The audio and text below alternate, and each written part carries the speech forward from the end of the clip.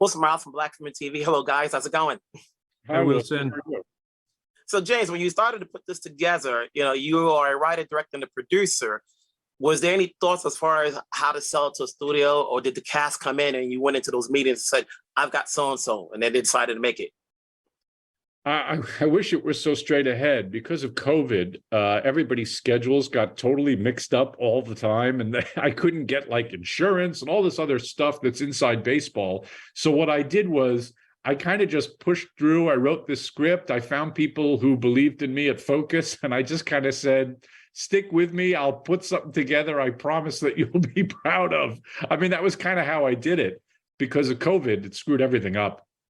Mm-hmm. And Jeremy, you come onto this and you're playing a role and it's based on James's life. How much of a conversation did you guys have prior to shooting in order to get the character he wanted you to play? Well, the truth is,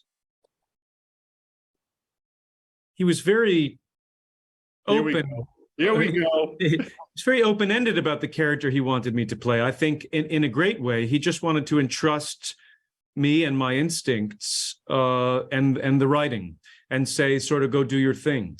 Now, I felt that I needed to become, in a sense, an investigative detective and really find out who this man was and get as much of a soil sample of who he was that something truthful could grow from. And so gaining fluency over who he was a real challenge. But it involved going to all the places with James and visiting the old neighborhood and hours and hours and hours of conversation and questions and getting tape recordings of his father and just trying to internalize all of that until it clicked in me in a visceral way. Now, James, when people think of the title, they don't know what they're going to see. Obviously, with a cast like this, that's the initial come in. You've got so-and-so, you got so-and-so. Then they think about the title. Then they think about the story. Whose story are we getting? Even though, as a cinephile, we know it's your life. But for the average audience who may not have seen your previous films and they don't know who you are, whose story are we getting? Well, it's interesting. It's a great question, actually. And weirdly, the first time I've ever been asked that. The weirdly underrated part of cinema is subtext. And so you can have your story is supposedly about a kind of alter ego for me, but that's really, I'm the excuse in the film through which you see a whole other world and a group of people. It's almost like an ensemble in a sense. And I'm kind of almost, no, I'm not a cipher. I don't think my character is not a cipher in the movie. You understand what he's going through, but at the same time, it's an excuse to tell a whole story about a world and a time and a place, which is why the movie is called what it's called. I had wanted the film to be much broader than a subjective view of my own sort of narcissistic self, So in a way, I meant it to be a lot of people's story. Mm-hmm. And Jeremy, when you're playing this role, I like to think every actor has a little bit of themselves in the character they're playing. Even though this is obviously a character from yesteryear, how do you relate to that character? Do you know anyone of that sort of persona? Yeah, I mean, the truth is my grandfather was a plumber, and he lived in Queens. He lived in Flushing, maybe a mile or so from where James grew up. And I was quite close to him when I was younger. He died when I was 15, but he was a very sometimes gentle, sometimes affectionate man who also had a temper, and I'd heard about him from my father. But he wore these sort of dun-colored jackets and a flat cap, and there's a lot of, I wouldn't say there's a lot of him, but there's some of him in there. It at least made me feel like I had a right creatively to sort of walk through this portal.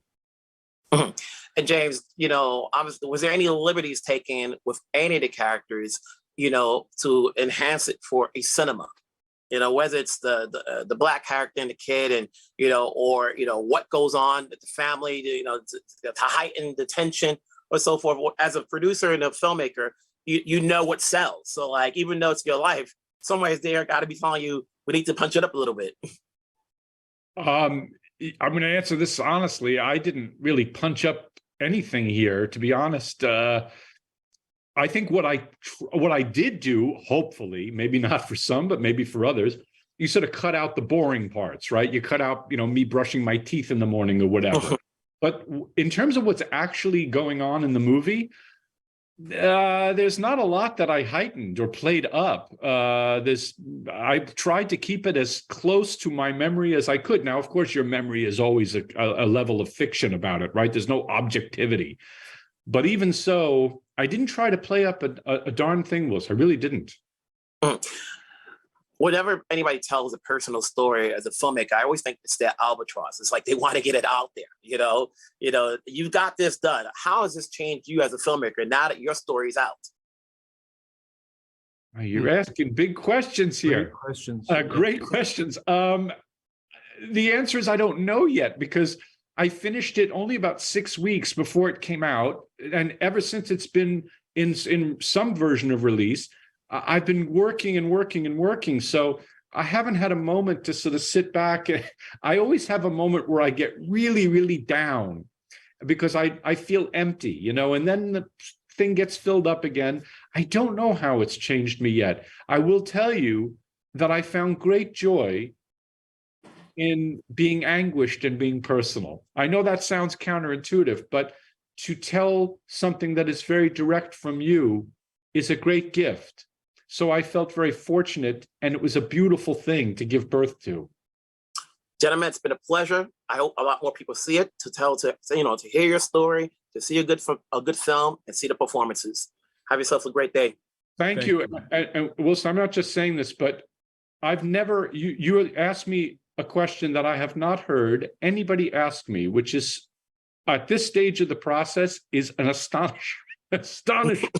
And it was a great question. And I hope I did it justice, because you tell a small story really to tell a lot of stories.